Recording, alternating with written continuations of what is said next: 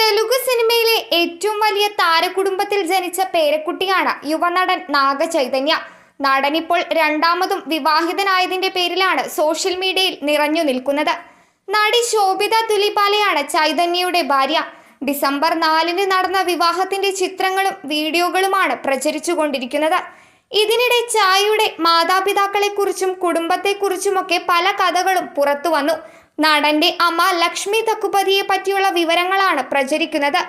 തെലുങ്കിലെ super താരമായ നാഗാർജുനയുടെ ആദ്യ ഭാര്യയായിരുന്നു ലക്ഷ്മി. ഈ ബന്ധത്തിൽ ജനിച്ച മകനാണ് നാഗചൈതന്യ. ലക്ഷ്മിയുമായി 6 വർഷം മാത്രമേ നാഗാർജുന ഒരുമിച്ച് ജീവിച്ചുള്ളൂ.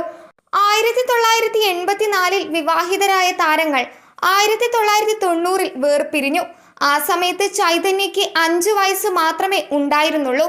ആദ്യം അമ്മയുടെ കൂടെയും പിന്നീട് അച്ഛനൊപ്പവുമായിരുന്നു ചായ് വളർന്നത്. തെലുങ്കിലെ പ്രമുഖ